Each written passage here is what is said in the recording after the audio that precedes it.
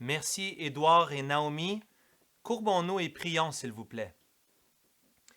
Seigneur Dieu, nous nous approchons de toi ce matin avec confiance, non à cause de nos mérites, mais à cause de toi, Seigneur Jésus. Ce que tu as accompli pour nous à la croix. Tu as prouvé ton amour envers nous, alors que tu t'es donné à la croix pour nous. Lorsque nous étions encore des pécheurs, lorsque nous étions sans force, Seigneur, tu es venu nous sauver et nous racheter. Nous te remercions pour ce salut merveilleux que nous avons obtenu en Jésus-Christ.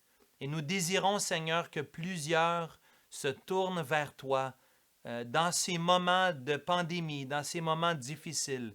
Seigneur, nous prions en particulier que tu donnes de la sagesse à ceux qui sont en autorité. Nous prions pour M. Legault. Nous prions pour M. Trudeau. Nous prions pour Mme Plante. Père, toutes ces personnes qui sont appelées à nous servir. Le maire Jim Bass qui est à Pierrefonds, Père. Nous te prions que tu puisses les aider, leur donner ta sagesse, afin qu'ils puissent accomplir ta volonté. Nous prions, Seigneur, pour tous ceux qui travaillent dans la santé, daigne les protéger, daigne les soutenir dans leur cœur, dans leur âme, Seigneur, ceux qui se donnent pour préserver la vie et pour garder le plus de personnes en santé.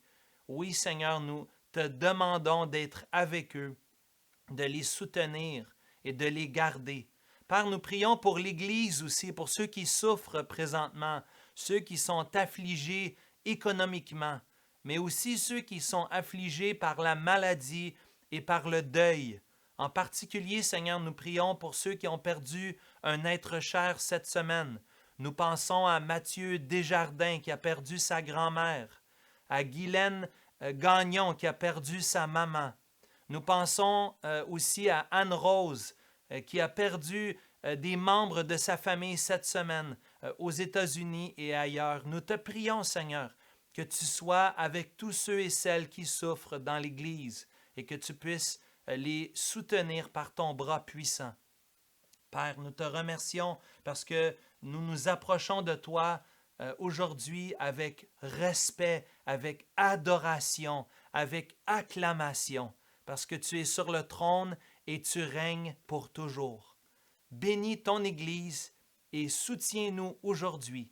Nous t'en prions en Jésus-Christ. Amen. Frères et sœurs, avant d'ouvrir dans la parole de Dieu, j'aimerais d'abord vous saluer chaleureusement dans le nom du Seigneur Jésus et vous rappeler quelques informations importantes. Nous sommes bénis par Publication chrétienne qui a facilité la traduction du livre de John Piper, Coronavirus and Christ, Christ et le coronavirus, rendu disponible en français pour nous. On peut l'avoir de façon audio, on peut l'avoir de façon électronique ou en PDF immédiatement et ce gratuitement. Donc c'est vraiment une bénédiction pour nous de recevoir comme ça en ces moments un livre spécifique approprié aux circonstances. Mais aussi, nous avons commandé une trentaine de copies papier pour ceux qui n'ont pas la facilité de lire un livre de façon électronique ou en audio. Vous aurez l'occasion d'obtenir un livre papier. On a commandé cela et on attend que ça va venir dans les prochaines semaines. Je vous invite aussi de profiter des moments que vous avez dans le confinement. Notre séminaire a rendu disponible des cours sans crédit gratuits en ligne. Si vous voulez prendre des crédits, il y a un léger supplément.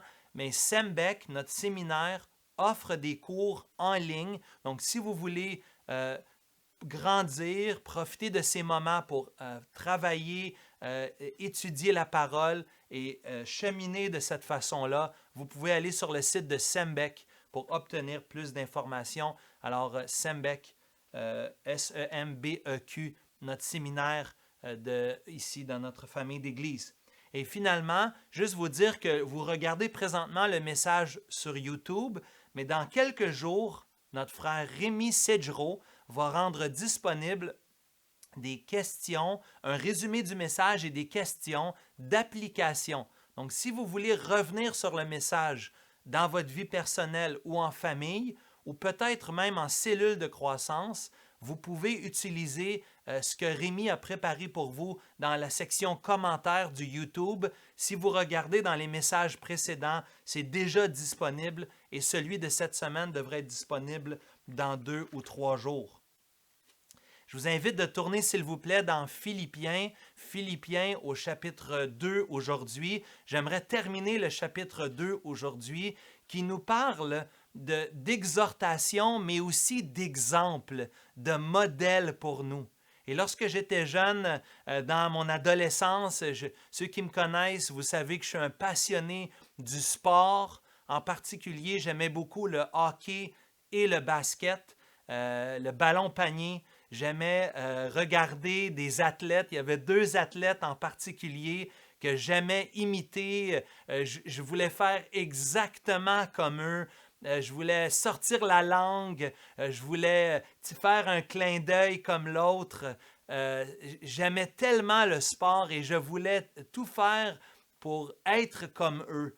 Et heureusement, dans la parole de Dieu, on a aussi plusieurs exemples, des modèles à suivre, des personnes à imiter. Aujourd'hui, on peut voir des héros de la foi qui ont incarné, qui ont vécu l'Évangile dans leur époque et qui ont été une bénédiction pour l'Église qui est à Philippe. Nous sommes dans notre série dans Philippiens où nous voyons la joie dans le confinement, où nous considérons une fois de plus ce matin l'encouragement de trouver notre joie en Dieu, notre joie en lui, notre paix en lui. Notre Dieu qui est là, qui est souverain dans toutes circonstances.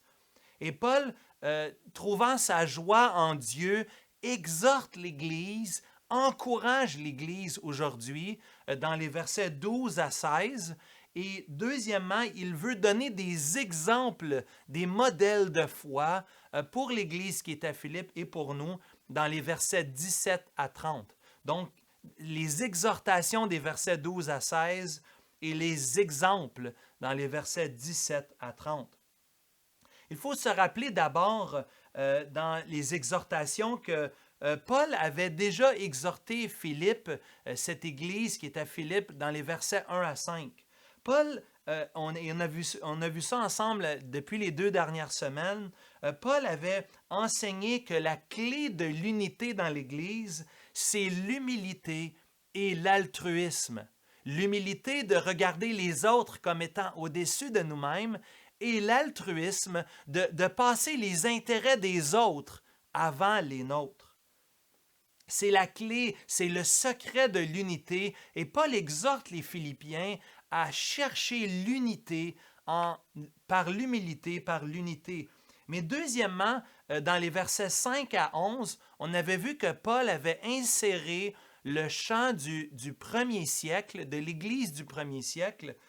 C'était probablement un cantique dans les versets 6 à 11, un cantique que l'Église primitive chantait en se rappelant le modèle du Seigneur Jésus-Christ. Jésus étant le modèle par excellence d'humilité et d'altruisme.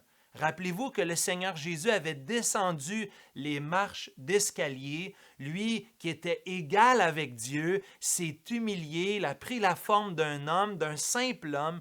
Il s'est humilié jusqu'à la mort, même jusqu'à la mort de la croix. Jésus étant le modèle par excellence d'humilité et d'altruisme. Et après ce cantique, dans les versets 5 à 11, aujourd'hui on voit encore une exhortation. Paul veut encore parler au cœur des Philippiens et les exhorter dans les versets 12 à 16. Il dit, et nous allons lire ensemble Philippiens 2, versets 12 à 16, il dit, Paul, « Ainsi, mes bien-aimés, comme vous avez toujours obéi, travaillez à votre salut, avec crainte et tremblement, non seulement en ma présence, mais bien plus encore maintenant que je suis absent. Car c'est Dieu qui produit en vous le vouloir et le faire, selon son bon plaisir. Faites toutes choses sans murmure ni hésitation, afin que vous soyez irréprochables et purs, des enfants de Dieu irrépréhensibles au milieu d'une génération perverse et corrompue, parmi laquelle vous brillez comme des flambeaux dans le monde, portant la parole de vie. Paul exhorte les Philippiens dans les versets 12 et 16 et remarquez les deux impératifs, les deux verbes. D'abord, au verset 12, l'idée de travailler à notre salut et deuxièmement, au verset 14, l'idée de faire toutes choses sans murmure ni hésitation. Ici, Paul veut rappeler l'importance de l'obéissance. Oui, le Seigneur, il préfère l'obéissance aux holocaustes et aux sacrifices. C'est ce que Samuel dit à Saül dans 1 Samuel chapitre 15 au verset 22 et 23. Même dans l'Ancien Testament, mieux que des sacrifices, Dieu demande l'obéissance. Dieu veut pour ses enfants que nous obéissions. Et Dieu nous invite à l'obéissance.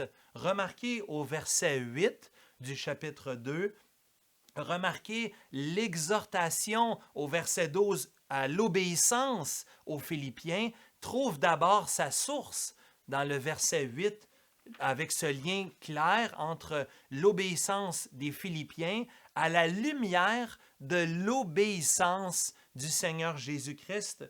Remarquez au verset 8, il est dit que le Seigneur Jésus s'est humilié lui-même, se rendant obéissant jusqu'à la mort, même jusqu'à la mort de la croix.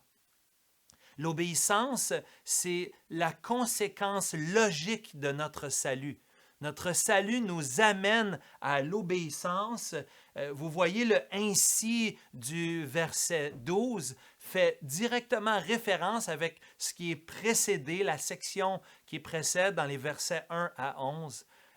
Nous sommes invités d'obéir puisque le Seigneur Jésus-Christ a obéi lui-même.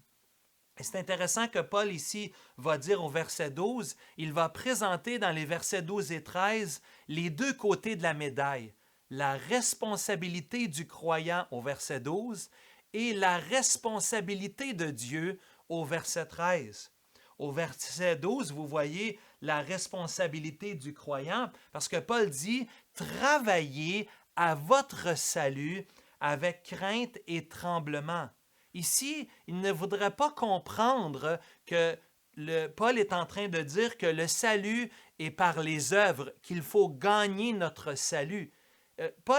Certains se sont trompés dans l'interprétation, ont cru ici qu'il faut gagner notre ciel, il faut gagner notre salut, mais ce n'est pas l'enseignement de la parole de Dieu. Non, ici, Paul est en train de dire qu'il faut mettre en œuvre notre salut. Il faut accomplir notre salut. Il faut travailler à achever notre salut. On est déjà sauvé, mais on met en œuvre, on vit pleinement, on extériorise par l'obéissance le salut qu'on a déjà obtenu en Jésus-Christ. Remarquez ici au verset 12, au tout début du verset 12, Paul dit « Ainsi, mes bien-aimés ». Paul s'adresse aux croyants de l'Église. Paul ne s'adresse pas aux non-croyants. Il n'est pas en train de dire pour les non-croyants, les bien-aimés. Non, ici, le terme bien-aimé fait référence directe aux croyants de l'Église qui est à Philippe. La lettre est écrite vraiment aux Philippiens. Ce serait de se tromper d'adresse. Ce serait d'envoyer le courrier à la mauvaise place si on partageait ce verset-là à un non-croyant. Ce verset-là est envoyé directement à l'adresse d'un croyant pour qu'il puisse ouvrir et lire cette lettre et être transformé dans sa propre vie. Ici, ça nous rappelle Éphésiens 2, versets 8 et 9. Rappelez-vous ce que Paul avait dit, « Car c'est par la grâce que vous êtes sauvés, par le moyen de la foi. Cela ne vient pas de vous, c'est le don de Dieu. Ce n'est pas par les œuvres afin que personne ne se glorifie. On n'est pas sauvé par les œuvres, mais en même temps, Éphésiens 2, verset 10, et cela introduit le deuxième élément, le deuxième côté de la médaille dans Philippiens chapitre 2, si on prend comme passage parallèle Éphésiens 2, verset 10. Oui, on est sauvé par grâce, mais au verset 10, il est dit, Éphésiens 2, 10, nous sommes son ouvrage ayant été créés pour de bonnes œuvres afin que nous les pratiquions. C'est des œuvres que Dieu a préparées d'avance pour qu'on les pratique. Ici, tu vois les deux côtés. On est sauvé par grâce, mais en même temps, Dieu nous invite, Dieu nous incite, Dieu nous sauve pour qu'on pratique, pour qu'on obéisse. Et c'est un peu la même idée ici dans Philippiens 2 au verset 13. Retournez à Philippiens 2, verset 13. Si au verset 12, Paul va parler de la responsabilité du croyant, au verset 13, Paul va parler de la responsabilité de Dieu. C'est Dieu qui produit en vous le vouloir et le faire, selon son bon plaisir. Dieu étant notre première source de motivation. Dieu étant notre première source d'encouragement et de passion vers l'obéissance. C'est une des évidences d'une nouvelle naissance, d'un croyant, c'est l'obéissance. C'est le désir de suivre les commandements de Dieu et d'obéir. Et c'est normal qu'un jeune croyant, déjà au tout début de sa conversion, qu'on voit dans sa vie, qu'il désire obéir. C'est normal parce que c'est Dieu qui fait ça dans son cœur. C'est Dieu qui produit ça dans son cœur, même à la nouvelle naissance. Au moment même que nous recevons la conversion, que nous recevons le Saint-Esprit, c'est à ce moment même qu'il y a une transformation qui s'opère dans notre cœur et qui nous pousse vers l'obéissance. Paul peut dire au verset 12, « Je suis absent ». Mais regardez à Dieu au verset 13. Il est votre source de motivation. C'est lui qui produit en vous le vouloir et le faire. C'est Dieu qui fait ça. On ne peut pas s'enorgueillir. Rappelez-vous le contexte des versets 1 à 4 où Paul invite les Philippiens de s'humilier, où Paul dit aux Philippiens que le problème, c'est l'orgueil, l'égocentrisme. Ici, Paul nous donne la raison. Paul nous aide. On ne peut pas s'enorgueillir parce que même le bien que je fais, l'obéissance que je fais, que j'offre à Dieu, c'est pas moi, c'est Dieu qui le fait au travers moi. C'est Dieu qui m'a donné le vouloir et le faire. Toute la gloire, tout l'honneur revient au Seigneur Jésus.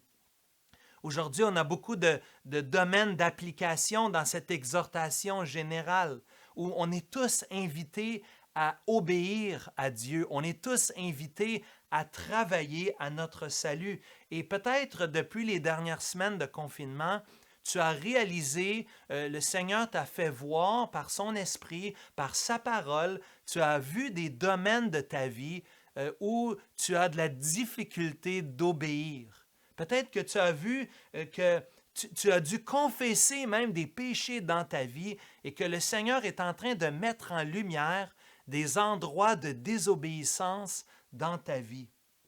Ce qui est merveilleux, c'est que Dieu nous a mis ensemble, nous l'Église, pour qu'on puisse partager nos fardeaux, pour qu'on puisse aller ensemble et s'encourager dans notre vie, dans notre obéissance envers le Seigneur. On peut, malgré le confinement, appeler ou partager avec un ami ce que le Seigneur est en train de révéler à notre cœur. Soyons encouragés, nous sommes ensemble, nous sommes unis et nous voulons, malgré le confinement, nous encourager à marcher dans l'obéissance. Peut-être si tu considères ta vie passée, si tu considères même le début de ta conversion, peut-être que tu vois que tu t'es refroidi. Peut-être que tu vois que tu t'es éloigné, que tu as perdu ta ferveur, c'est l'occasion dans le confinement pour revenir au Seigneur. Rappelez-vous ce qu'on a entendu, peut-être que vous avez vu la classe d'école du dimanche de mon père, Danny Côte-Noire, a enseigné dans Apocalypse chapitre 2, dans cette exhortation à l'Église qui est à Thyatire.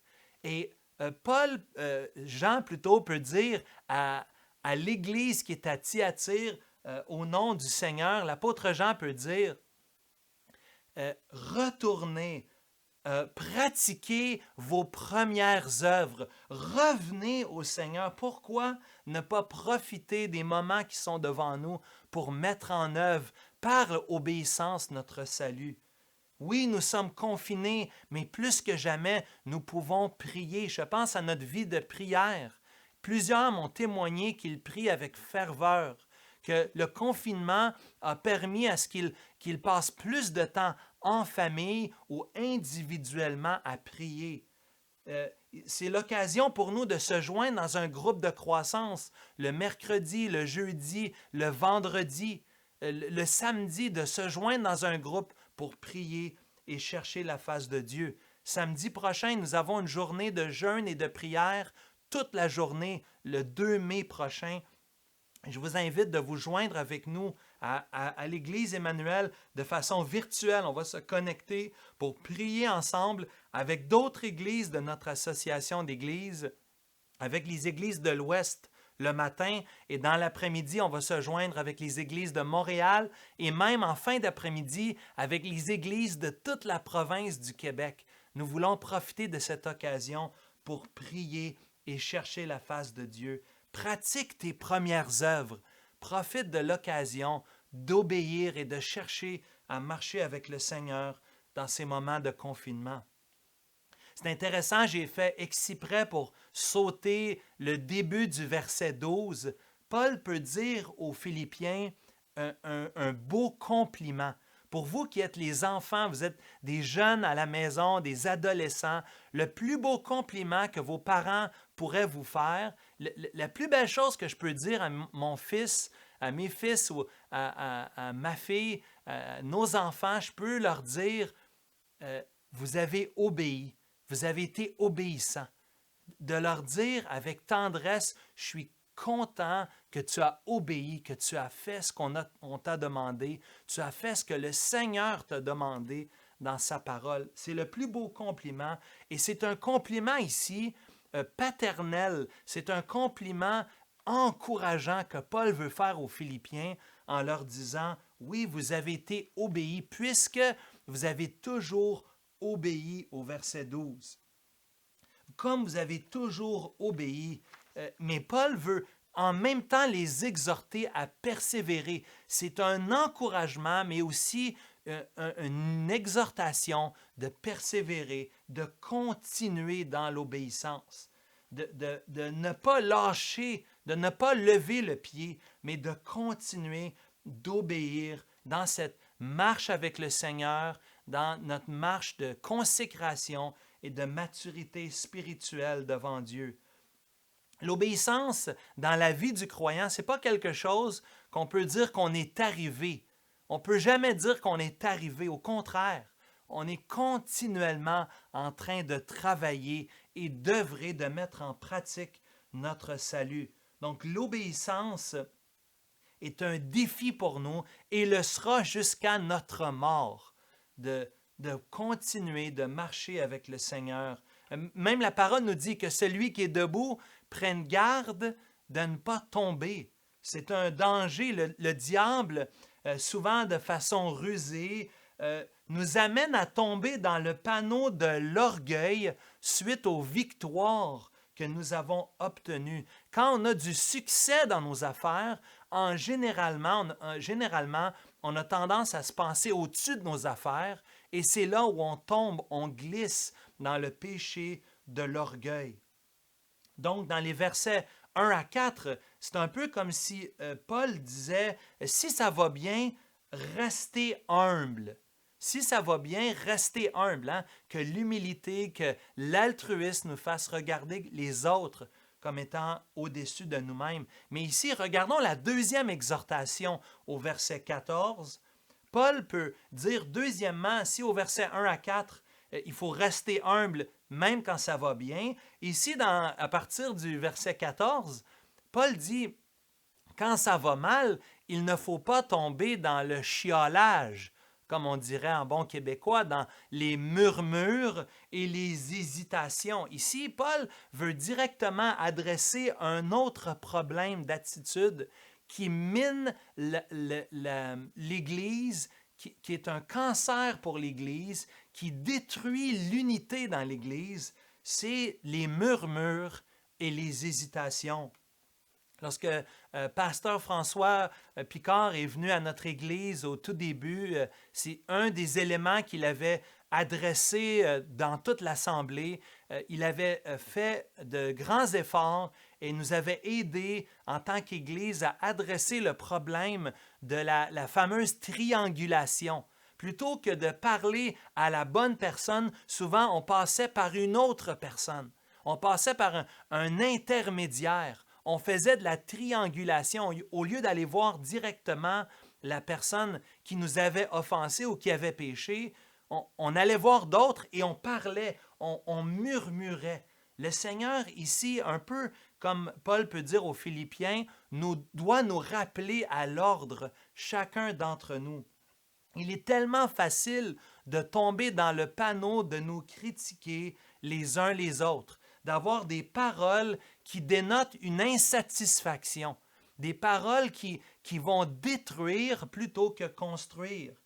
Et c'est certain qu'on doit interpréter le verset 14 à la lumière de toute la lettre que Paul adresse aux Philippiens, c'est-à-dire cette lettre où il y avait un problème d'unité, où il y avait un problème dans l'Église, malgré qu'il fait des beaux compliments d'obéissance à l'Église, Paul voit quand même un domaine important où il doit adresser le problème d'unité. Et je crois qu'on peut interpréter le problème ici des murmures, des hésitations, des murmures, c'est-à-dire cette attitude où on grince des dents, où on critique les autres, où plutôt que de servir et de travailler avec joie, on sert, on fait des choses, mais avec une mauvaise attitude.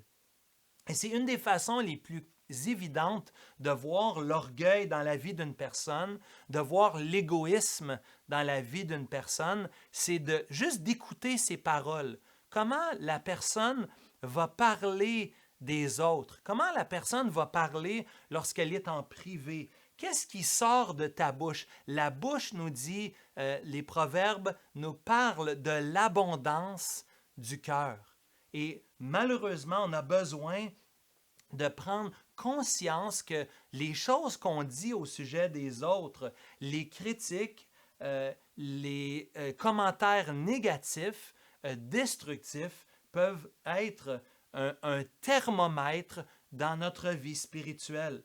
Le péché de la langue est très facile pour chacun d'entre nous, que ce soit la calomnie ou la médisance. Et ici, il faut faire attention en tant qu'Église de ne pas tomber dans le jugement. Il est facile dans une Église comme la nôtre, qui a des gens de différents endroits, de différents milieux, de tomber dans le panneau de critiquer les autres au sujet des choix, des différences que nous avons avec eux. Il est possible pour nous de nous critiquer les uns les autres, de critiquer les leaders, de critiquer les responsables de ministère, les anciens, les ouvriers de l'Église. C'est tellement facile de tomber dans le jeu, dans le panneau des murmures et des hésitations. Et c'est un autre péché aujourd'hui qu'on peut confesser chacun d'entre nous, le péché de la langue, le péché qui dénote une attitude d'orgueil et d'égocentrisme dans notre cœur. Et donc, si nous avons vu, premièrement, l'exhortation de s'humilier, l'exhortation de faire attention, de ne pas pécher avec notre langue, de ne pas murmurer ou de ne pas critiquer, ici, on voit dans les versets 17 à 30 trois exemples, trois modèles qui sont pour nous des exemples à imiter. D'abord, Paul va se donner lui-même en exemple. Vous allez voir qu'il ne se donne pas en exemple pour s'élever, mais au contraire pour montrer la faiblesse et sa persécution, le fait qu'il doit se sacrifier lui-même. Il est un modèle qui se sacrifie joyeusement, mais humblement. Deuxièmement, nous allons voir dans les exemples, les modèles, nous allons voir le modèle de Timothée dans les versets 19 à 24. Et finalement, nous allons voir, troisièmement, l'exemple d'Épaphrodite dans les versets 25 à 30. Donc, lisons au verset 16, Paul dit « Je pourrais me glorifier au jour de Christ », Philippiens 2, verset 16, « Je pourrais me glorifier au jour de Christ de ne pas avoir couru ou travaillé en vain, et même si je sers de libation pour le sacrifice et pour le service de votre foi, je m'en réjouis et je me réjouis avec vous tous. Vous aussi, réjouissez-vous de même et réjouissez-vous avec moi. » Paul ici veut encore une fois marteler la joie dans le confinement. Rappelez-vous, Paul est au fond de sa cellule en prison. Il est lié avec un gardien romain. Il est peut-être dans une maison, mais il est quand même pris dans une cellule, si vous voulez, dans une cellule d'une maisonnée. Il n'a pas la liberté d'agir comme il le veut, la pleine liberté. Mais Paul trouve sa joie dans l'obéissance, dans le sacrifice. Paul fait référence ici au verset 17 au fait qu'il est une libation. Ça, c'était le liquide qu'on versait sur l'offrande qui s'envolait en fumée dans les airs. C'était l'idée d'un liquide qui s'évaporait, qui était placé sur le feu du sacrifice. Ici, Paul se voit comme une offrande. Paul se voit comme un exemple de sacrifice et de renoncement. Si le Seigneur Jésus est l'exemple ultime dans les versets 6 à 8 qu'on a vus il y a 2 semaines, Paul veut se donner lui-même en exemple, dire « Moi aussi, je continue à l'image de Christ, je continue d'être un exemple d'humiliation, d'être un exemple de renoncement et de sacrifice. » Nous voyons que la vie chrétienne, comme on a vu la semaine dernière, c'est une vie remplie de combats, remplie de difficultés à l'extérieur de l'Église, comme aussi à l'intérieur, malheureusement. Donc, on est invité à persévérer pour le service de votre foi. Vous remarquez, deuxièmement, qu'il dit au verset 17, Paul connecte ses souffrances à l'utilité des frères et des sœurs dans l'Église. Paul ne se voit pas déconnecter. Le prix qu'il paye, les sacrifices, ce qu'il doit offrir dans son corps, dans son emprisonnement, il le voit pour le bienfait des frères et des sœurs. Rappelez-vous ce qu'il avait dit dans Philippiens 1, verset 12. « Je veux que vous sachiez, frères, que ce qui m'est arrivé a plutôt contribué au progrès de l'Évangile. » Paul ne voit pas ses épreuves, son confinement, ses difficultés comme un sujet de tristesse, mais plutôt comme un sujet de joie et un sujet de faire avancer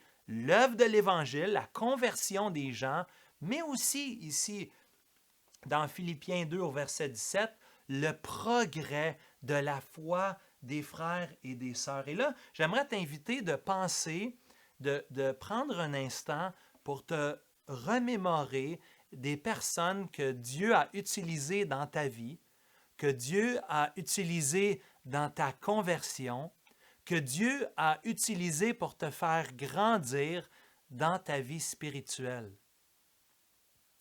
Pense à une ou des personnes, un frère précieux, une professeure d'école du dimanche, une dame de l'Église qui aimait raconter les histoires d'enfants ou qui t'amenait à prier.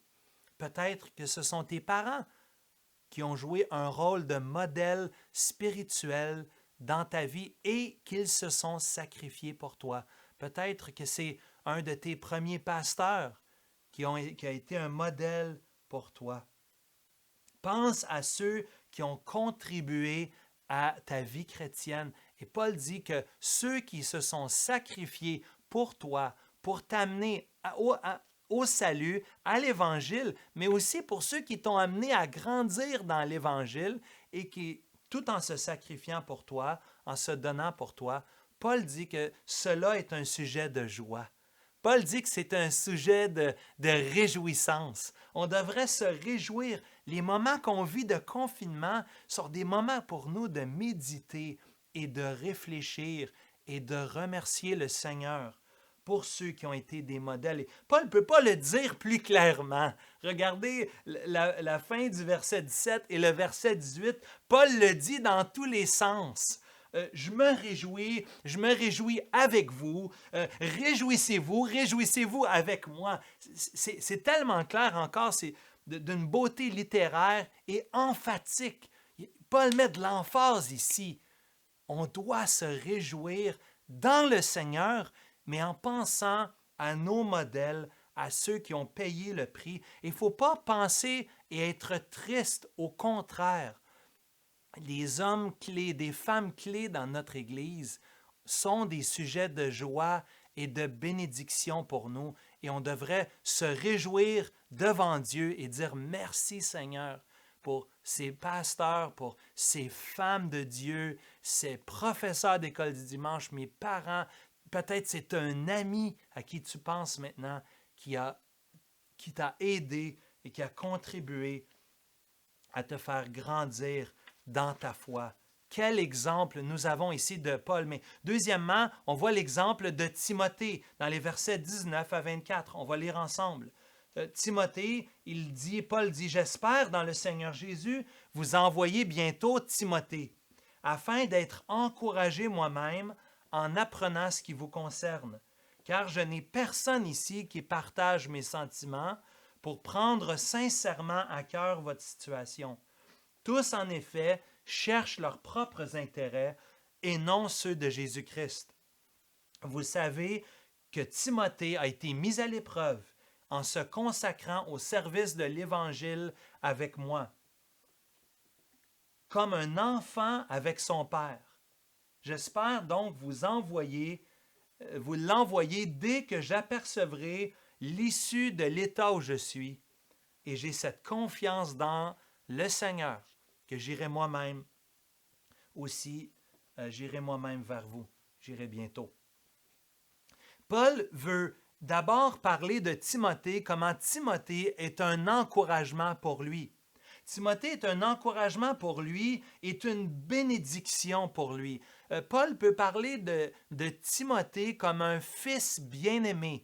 Il le voit comme son fils légitime. On voit ça dans 2 Timothée. On voit des termes affectueux de tendresse. Probablement que Paul aurait conduit Timothée à l'Évangile. Il est son père spirituel. Mais non seulement celui qui l'a conduit à l'Évangile, mais celui qui a fait de lui un disciple et qui l'a amené, qui l'a incorporé dans le ministère. Paul voit Timothée comme son bras droit numéro 1. C'est la personne de confiance, l'homme de confiance pour l'apôtre Paul. Et Paul le voit tellement comme une bénédiction qu'il se sent dans l'obligation de l'envoyer. Vous voyez encore des traces de l'Évangile. Il y a plus de bonheur de donner que de recevoir. Paul est dans le besoin. Paul est dans son confinement. Pourtant, Paul veut envoyer Timothée. Paul dit, il sera bénéfique pour l'Église que j'envoie Timothée, qu'il puisse être un encouragement, une bénédiction pour vous aussi. Il veut, Paul, entendre parler de l'Église. Paul aime les églises et il nous est dit qu'il se fait un souci pour les églises. Paul pensait aux églises, pensait aux frères et aux sœurs et au progrès de l'Évangile et malgré la distance, il les portait dans son cœur. Et Paul peut dire ici, Timothée va aller vous voir et va me donner des nouvelles. Je veux entendre des nouvelles de vous. Il n'avait pas les moyens technologiques que nous avons de téléphone, de FaceTime, de Zoom ou de peu importe le moyen que vous utilisez pour communiquer les uns avec les autres. Paul devait envoyer Timothée pour qu'il puisse se rendre. Et Timothée est vraiment un modèle ici. Regardez ce que Paul dit. Paul va dire qu'il est celui qui cherche l'intérêt des autres. Personne, il fait un contraste, personne ici,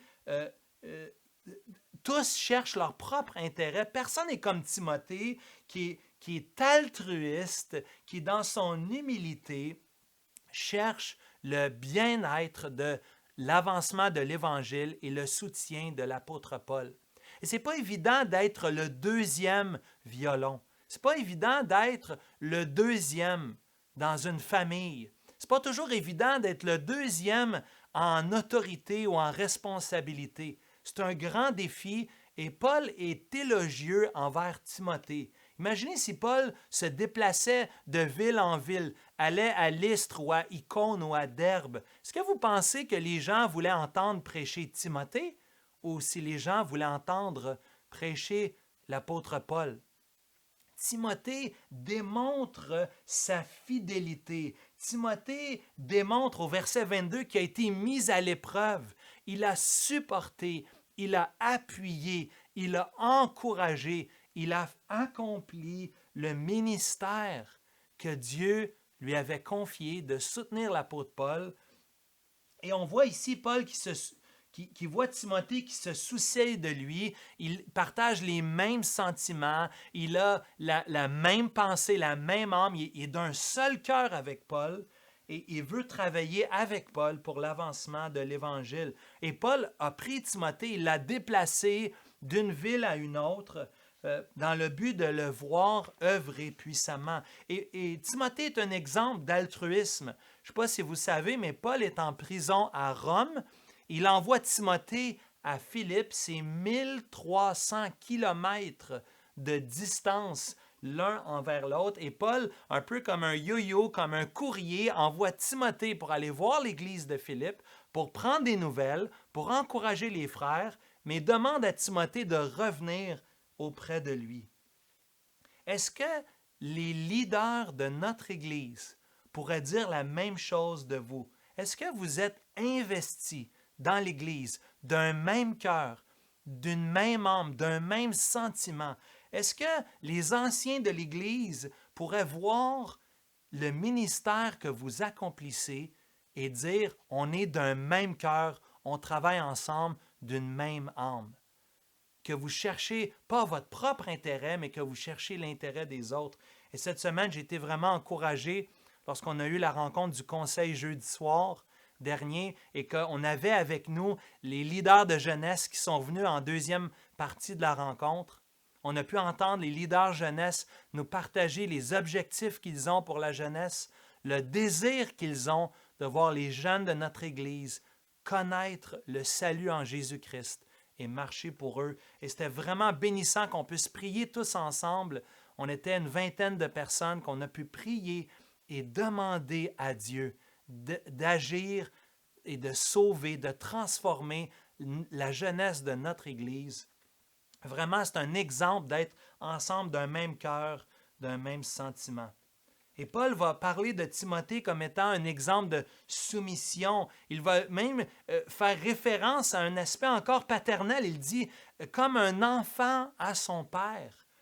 Je m'adresse à vous, les parents. Nous avons la responsabilité d'instruire nos enfants dans l'Évangile et les amener à être altruistes, leur communiquer non seulement le salut qui vient de l'Évangile, mais l'obéissance qui vient avec l'Évangile, de vivre dans l'humilité et de vivre au travers l'altruisme. Et on voit ici que Paul peut dire à Timothée, il l'encourage de suivre les conseils, il nous encourage plutôt de voir Timothée comme celui qui a suivi les conseils, un peu comme un fils apprend de son père son métier ou dans la vie. Tu ne peux pas être un leader si tu n'as pas d'abord appris à être un serviteur. Tu ne peux pas être apprendre à être un adulte si tu n'as pas d'abord été un enfant. Il faut passer par la vie d'enfance, la soumission, avant d'être nous-mêmes amenés vers l'autonomie. Et finalement, Paul donne un troisième exemple rapidement. Il donne l'exemple de Épaphrodite dans les versets 25 à 30. Paul peut dire, « J'ai estimé nécessaire de vous envoyer mon frère Épaphrodite, mon compagnon d'œuvre et de combat, par qui vous m'avez fait parvenir de quoi pourvoir à mes besoins. Car Épaphrodite désirait vous voir tous. Il était fort en peine de ce que vous aviez appris sa maladie. » Oui, il a été malade, en effet, et tout près de la mort, mais Dieu a eu pitié de lui, non seulement de lui, mais aussi de moi, afin que je n'eusse pas tristesse sur tristesse. Je l'ai donc envoyé avec d'autant plus d'empressement, afin que vous vous réjouissiez de le revoir et que je sois moi-même moins triste. Recevez-le donc dans le Seigneur avec une joie entière et honorez de tels hommes, car c'est pour l'œuvre de Christ qu'il a été près de la mort, ayant exposé sa vie afin de suppléer à votre absence dans le service que vous me rendiez. Épaphrodite est peu connu dans le Nouveau Testament. Il est seulement mentionné ici dans la lettre de Paul aux Philippiens, Philippiens 2, versets 25 à 30 et Philippiens 4 au verset 18. Épaphrodite était quelqu'un de Philippe, un représentant. Est-ce qu'il était un ancien ou un diacre? C'est pas clair, mais Paul le voit et le place dans un statut très important. Paul le voit comme un frère, Paul le voit comme un compagnon d'œuvre, un compagnon de combat, quelqu'un qui a soutenu et a supporté l'Évangile. C'est lui que l'Église qui est à Philippe, l'Église qui est à Philippe, les Philippiens avaient envoyé Épaphrodite voir l'apôtre Paul avec un soutien financier.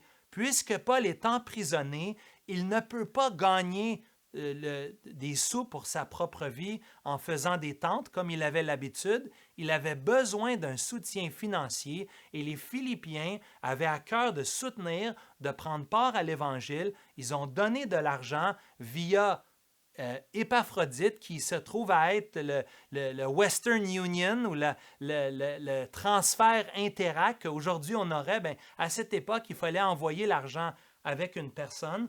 Et c'est Épaphrodite qui représente l'Église qui est à Philippe et qui va voir l'apôtre Paul. Mais malheureusement, dans cette visite qu'il fait auprès de l'apôtre Paul en apportant du soutien financier, Épaphrodite tombe malade, tellement malade, gravement malade, qu'il malheureusement met sa vie en danger. Il est presque décédé. Paul voit l'importance ici de renvoyer Épaphrodite auprès de l'Église qui est à Philippe et il doit insister. Pourquoi il doit insister? Parce que possiblement l'Église qui est à Philippe aurait interprété le retour d'Épaphrodite comme s'il avait manqué de courage, comme s'il avait manqué de persévérance de rester auprès de l'apôtre Paul. Paul le renvoie, probablement avec Timothée, pour retourner vers l'Église qui est à Philippe, dans le but de fortifier, d'encourager les frères, parce que notre ami Épaphrodite avait passé par des moments de faiblesse et de maladie. Et Paul dit, pour votre joie, encore une fois, c'est tellement clair au verset 28, que Paul voit l'importance de réjouir le cœur des Philippiens en envoyant un des leurs. Et malgré que notre ami Épaphrodite avait pris des risques au niveau de sa santé, qu'il avait pris un risque d'apporter, de soutenir l'apôtre Paul, Paul le recommande fortement. Paul veut encourager les Philippiens de trouver la joie de savoir que malgré qu'il avait pris des risques, cela avait été bénéfique pour l'Évangile et Paul le renvoie auprès des Philippiens. C'est intéressant que Épaphrodite prend un risque ici et je pense qu'il y a un élément de réflexion pour chacun d'entre nous, surtout dans le contexte de la pandémie. Je ne suis pas en train de dire qu'il faut prendre des risques inutiles. ne me prenez pas, ne me prenez pas mal ici, mais je pense que la vie chrétienne, la foi nous amène à payer un prix et à prendre certains risques calculés. Et dans les prochaines semaines, dans les prochains mois, avec le déconfinement, le Seigneur va nous appeler, chacun d'entre nous, d'être ses outils, d'être ses mains, d'être ses pieds sur le terrain pour pouvoir aider des gens. Ne soyons pas sans crainte. Soyons sans crainte. N'ayons pas crainte ou peur de façon inutile. Croyant que le Seigneur est au contrôle, prenons les moyens nécessaires pour aider des gens dans notre communauté, dans notre société, afin qu'ils puissent entendre la bonne nouvelle de l'Évangile et afin qu'ils soient soutenus dans ces moments difficiles que nous vivons, dans le confinement. Et c'est un peu cette idée qu'il dit un peu plus tôt dans la première partie des versets 12 à 16. Paul invite les Philippiens à briller comme un flambeau dans le monde. Ici, Épaphrodite était un de ces flambeaux qui brillait dans une génération perverse et corrompue, qui a vécu l'Évangile et qui a même pris des risques pour le progrès et pour le soutien de l'Évangile. En conclusion, ce matin, nous avons vu 3 exemples de renoncement, 3 exemples d'obéissance, 3 exemples d'humilité, 3 exemples d'altruisme, de ceux qui se sont sacrifiés pour le progrès de l'Évangile et pour l'unité de l'Église. Paul se sacrifie pour les Philippiens. Timothée est altruiste dans son attitude auprès de Paul et envers les Philippiens. Et Épaphrodite, malgré les risques, malgré sa santé, démontre son dévouement envers le Seigneur en risquant sa propre vie pour prendre part à l'Évangile au nom des Philippiens. Mon frère, ma sœur, qui sont les modèles de ta vie? Tantôt, j'ai parlé des modèles au passé, mais j'aimerais de façon pratique te laisser avec ces 3 choses. Qui sont les modèles dans ta vie aujourd'hui? Qui sont des personnes d'influence que tu vois dans ta vie qui t'aident à marcher avec le Seigneur à toutes les fois que tu parles avec eux, à toutes les fois que tu pries avec eux? Ce sont des personnes qui te tirent vers le haut, qui t'amènent plus près de Dieu et qui t'encouragent par la parole ou dans la prière. Qui sont ces personnes qui se sacrifient autour de toi, qui paient le prix, qui persévèrent pour ton bien? Identifie-les aujourd'hui. Remercie Dieu. Réjouis-toi pour eux en Dieu, mais aussi prends l'occasion aujourd'hui de démontrer ton appréciation envers ceux et celles qui ont contribué au progrès de la foi dans ta vie. Deuxièmement, premièrement, qui sont tes modèles, mais deuxièmement, tu es un modèle pour qui? Qui te regarde autour de toi? Vendredi soir, on a parlé à la cellule des enfants qui regardent les parents. On est confinés, on vit ensemble. Nos enfants nous regardent plus que jamais. Ils nous voient plus que jamais. Ils sont toujours avec nous. Donc, comme parents, comment êtes-vous un modèle? Est-ce que vous êtes de ceux qui disent « Faites ce que je dis et non ce que je fais » ?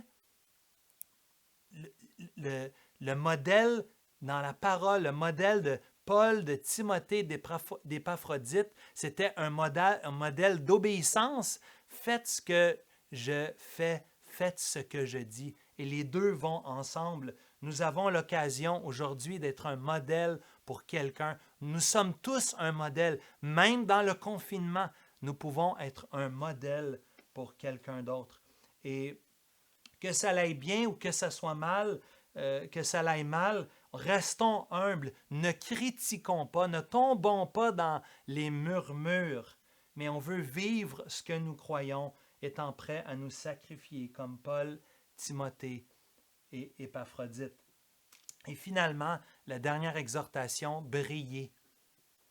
Briller. Briller comme des flambeaux dans le monde, plus que jamais. Plus que jamais, c'est l'occasion pour nous de présenter cette espérance. C'est ce que j'ai aimé d'une jeune fille qui était dans la cellule vendredi soir, elle a dit, nous avons une espérance. Et nous vivons dans un monde sans espérance. Brillons la lumière du Seigneur Jésus dans ce monde. Courbons-nous, s'il vous plaît, et prions. Oui, Seigneur, nous prions que ce monde voit combien tu t'es humilié, combien tu t'es donné, tu as descendu les marches par obéissance et combien tu as été exalté, Seigneur, avec crainte et tremblement, avec ce haut respect qui t'est dû, Seigneur. Nous prions que ce monde puisse se tourner vers toi et te connaître, toi, le seul vrai Dieu, toi, le Fils unique dans le monde, toi qui es venu vivre et mourir pour nous. Oui, Seigneur, nous prions que tu puisses ouvrir les yeux des Québécois et des Québécoises afin qu'ils te connaissent. Seigneur, merci pour ceux qui ont été des modèles dans notre vie spirituelle, pour notre perfectionnement, pour notre croissance spirituelle. Permets que nous soyons des modèles dans ce monde, à l'image du Seigneur Jésus-Christ, notre modèle par excellence. Nous t'aimons et nous te célébrons aujourd'hui. Au nom de Jésus. Amen.